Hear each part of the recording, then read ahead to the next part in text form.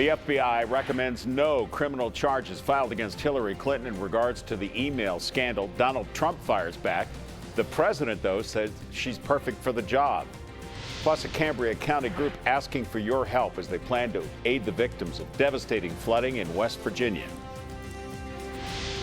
It is much warmer now compared to last night at this time, and overall we have some big summertime heat on the way. 6 News 11 at 11. 11 minutes of news before the first commercial starts now. The bottom line is, I know Hillary can do the job. And that's why I am so proud, North Carolina, to endorse Hillary Clinton as the next president of the United States. The president today said there's never been any man or woman more qualified to be president than Hillary Clinton. And today marked the first day the president campaigned with Clinton amid the email scandal surrounding her. It all comes as the FBI recommends no criminal charges against her for her use of a personal email server. FBI Director James Comey said today more than 100 top-secret classified emails were sent during Clinton's time as Secretary of State. He said they were housed on personal servers, saying they would have been more secure with a commercial email service like Gmail. Comey said the acts of Clinton and her staff were, in his words, extremely careless.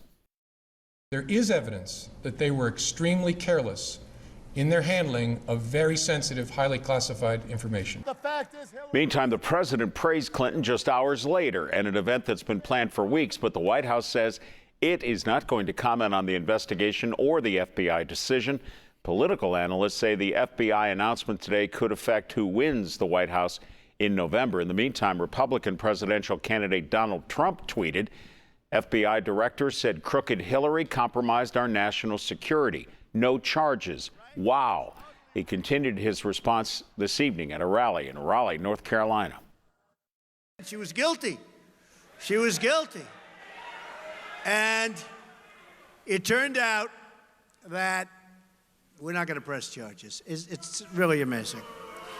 But I'll tell you, look, we have a rigged system, folks. During Clinton's rally, she did not react to the FBI announcement. Instead, she took to ripping Donald Trump. Donald Trump is simply unqualified and temperamentally unfit to be our president and commander-in-chief. 12th District Congressman Keith Rothfus issued a statement in disapproval, saying the FBI's decision not to prosecute Clinton for her actions sends a message to the American people that the powerful and well-connected are above the law. He said, once again, this administration demonstrates a desire to have a rule of men as opposed to a rule of law.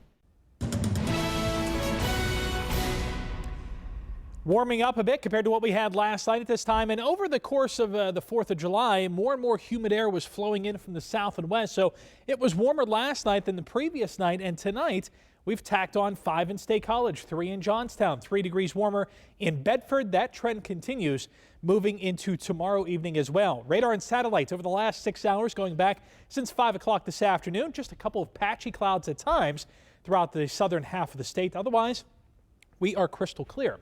Farther off to the west, clear through Ohio, Indiana, most of Illinois, up into Michigan. Showers, thunder showers well off to our north and west here across portions of Minnesota and now going into Wisconsin. But these are going to pass well off to our north for tonight and moving into tomorrow.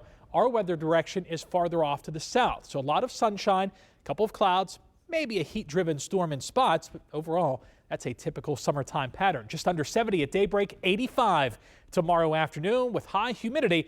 I'll show you how long the heat sticks around coming up in just a bit. A Clearfield County man on the run for more than a month is now in jail. Police say stolen lottery tickets led to Justin Craig's arrest. They say he's responsible for 5 different burglaries in Clearfield and Lawrence townships. A man named Stephen Maines, who police say is related to Craig, tried to cash a stolen lottery ticket, and that alerted police. They say it was Maines who tipped them off to where Craig was staying. We knew sooner or later they'd catch him because he was a local boy. They knew who he was. It was just a matter of time. Police say Craig admitted to all of the crimes. A criminal complaint says Craig told police he did the crime to buy food and supplies in order to keep hiding from them, and he's in jail tonight on $100,000 bail. The owner of a Center County trucking company and his wife were scheduled to go on trial this month, but a new court document indicates a guilty plea will be entered in the case later this month in Center County Court. Ray Walker Jr., his wife, and his company charged with overbilling customers and violating state regulations of trash collection. A disciplinary model that has reduced assaults in the state prison in Somerset will be used at 9 other prisons. The system is known as the Swift, Certain, and Fair model. It'll be implemented at Houtsdale and Benner. The model aims to reduce inmate aggression by penalizing offenders swiftly and consistently. One man taken to a hospital after a rollover accident this morning in Cambria County. It happened along Route 219 northbound between the McNally Bridge and the Scalp Avenue exit. They say the driver hit the median and then the car rolled. First responders had to cut him out of that car. No word on a condition tonight. Another rollover accident, this one on Route 219 in Jefferson County. Police say Roy Mack drove off the road, hit a guardrail. His pickup truck then rolled a number of times. Mack wasn't wearing a seatbelt and was thrown from the truck and taken to UPMC Altoona. Police have released the names of 2 men involved in a deadly accident in Blair County Monday. Logan Township police say Justin Harden was killed in the accident along Greenwood Road just before 3 a.m. His passenger, Zachary Barr, taken to UPMC Altoona. Police say neither were wearing a seatbelt and their investigation is continuing. Following deadly and devastating flooding in parts of West Virginia, a local group now helping out. Members of the Black Lake Valley Ambulance Company spent 4 days helping flood victims. And they say as their trip went on, they found more and more people who were in need of dire help. The first thing we would say to these folks was, have you seen the National Guard? Have you had medical treatment? Have you seen FEMA? Have you seen or had anybody come to assess medical treatment? And the answer was always no.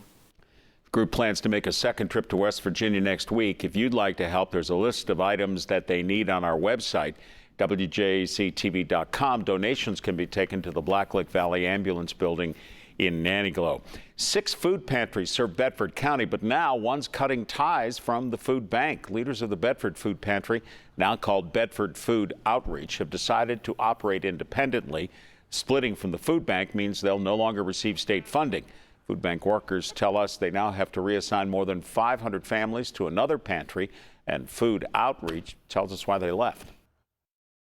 It's a big change and a big load for us, because I've had to take over 520 families and split them between Everett and New Paris. Various accounting issues and issues in terms of allocating the state funds that are supposed to come through the county food bank and in terms of assigning people to this pantry. Clients who live in Bedford now have access to 2 food distributions. A food outreach center and the newly assigned pantry. Leaders with the food bank say it will stretch the other pantries thin. State negotiators are reporting no agreement on financing the state's $31.5 billion budget plan. State legislature were not scheduled to resume session today, but it's now the 5th day of the 2016-17 fiscal year, and a divide over tax increases is dragging out negotiations between Governor Tom Wolf and the Republican-controlled legislature. Lawmakers sent the main spending bill to the governor's desk last week, but Governor Wolf says he won't sign it without sustainable revenues to fund it. 4 people now recovering after a shooting in downtown Pittsburgh Monday night after that city's Independence Day fireworks display.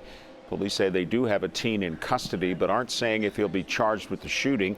They say a woman was shot in the head and is in critical condition. A man, along with a young boy and girl, were also shot.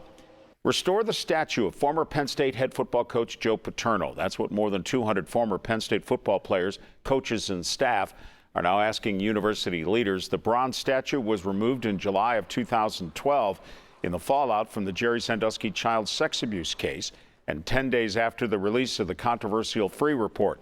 The petition Tuesday was sent to Penn State President Eric Barron and members of the Board of Trustees. Football letterman also asked the university to restore the wall that stood behind the statue in Beaver Stadium and issue a formal apology to the coach's wife, Sue Paterno. After a rattlesnake bite, a Center County dog is doing okay tonight thanks to quick thinking by her owners. Here's Gary Sinderson. Mira, a border collie, barely 14 weeks old, enjoying herself Tuesday afternoon.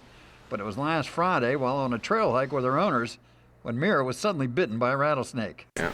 And we heard a rattle, and she jumped about 2 feet in the air and started yelping.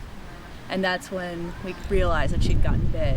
With dogs mostly, they're very curious, they want to play, so they come across something that they've never seen before and they want to take a look at it. Within moments after the bite, Mira suddenly collapsed onto one leg. But one of her owners, Eric Ring, studies animal science at Penn State and knew exactly what to do. Limping on her right front leg. So the second we saw her do that, we did a quick tourniquet with some paracord and tied it around her like upper shoulder. And then we just started running back to the trailhead. That was the next problem. They were nearly 2 miles away from their car. She was very lethargic. She was foaming from the mouth, and she was yelping, and just she was miserable and in so much pain. The quick thinking and reaction by Ellen and Eric were crucial in saving Mira's life. It was very important. Obviously, he knew exactly what the snake was, being a timber rattlesnake, and he just picked her up, and he pretty much, from what it sounded like in the story, he ran through the trail, got her in as fast as we can. Within 45 minutes after the bite, Mira was at the Metzger Animal Hospital where she was given anti-snake venom treatment. And about a day later, within 24 hours, she was back up and bouncing around. Gary Sanderson, 6 News. Cambria County Commissioner and avid runner Hunter Tresnicky is hosting a 5K run and walk and a 10K run on Saturday. Walkers and runners will start at the Young People's Community Center in Evansburg at 9 a.m. They'll follow the Ghost Town Trail. All of the proceeds from the event benefit the Cambria County Firemen's Training Facility. The money will be used to help pay for practice equipment for firefighters in training before they head out to real emergencies. The first responders train there. A lot of times we take first responders for granted. You know, they get up at 2 o'clock in the morning, 3 o'clock in the morning, no matter what the weather's like, and they go and they save lives. They're mentors, they're leaders in our community. Everyone who participates in the event will receive free tickets to an upcoming Johnstown Tomahawks game. If you'd like to sign up, head to fireschool5k.com. Next up on 11 at 11, Muslims in Orlando concerned following threats to a mosque and the mass shooting at a popular gay nightclub last month. Chicago police say Jung Ho Gang is a person of interest in a sexual assault. Details on that investigation are coming up in sports.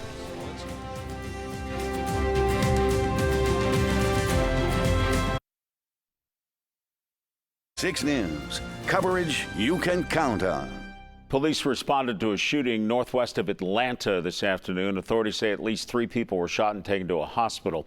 Few details are known, but it's believed one victim was flown to a hospital in critical condition. A second victim may have died. Police say the suspect is barricaded in a house.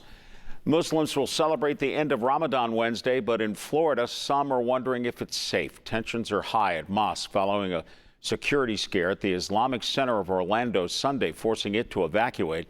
An imam said 2 individuals who caused the security concern were given trespassing notices, but they attempted to return after being issued the notices. A spokeswoman for the Council on American Islamic Relations says since the Pulse nightclub shooting, some Muslims in the area are concerned. Some people are questioning whether or not they should be going to Eid prayer, and many of us are saying that we're not going to let any kind of hate or division instill fear in our hearts.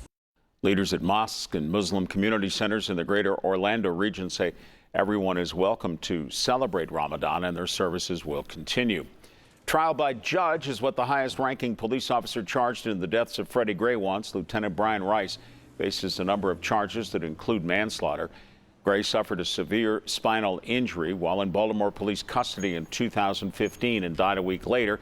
His death sparked historic protest over police use of force. 2 other officers charged in the case were already acquitted by a judge. A new business coming to the Johnstown area. It's an indoor family-friendly destination housed inside the Johnstown Galleria in Richland Township. It's called Hoag's Fun Factory. It has a 20-game arcade and bounce houses in the back room. Now, owners say it's not a daycare. Parents can't drop kids off while they're shopping. Rather, they say it's a play center for the whole family. We've always wanted a family entertainment center, and the last couple of years with the popularity of inflatables kind of blowing up, if you excuse my pun, you know, it seemed like the right place and the right thing for us in this part of our life.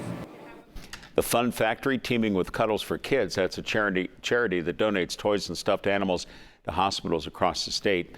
It'll open Saturday, July 9th. It's on the 2nd level of the Galleria near Sears. And speaking of Cuddles for Kids, that organization plans to make a big donation in Pittsburgh tomorrow. The charity donating 660 toys to the Mario Lemieux Foundation's Austin's Playroom Project, a children's hospital in Pittsburgh.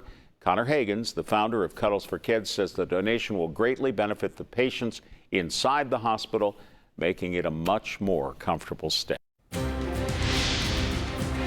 Much different day coming our way for tomorrow, not only because it's Wednesday compared to Tuesday, but the weather is much different. 68 in the morning, 85 for the afternoon, hot and humid. Heat's going to be around for a while. I'll show you how long next.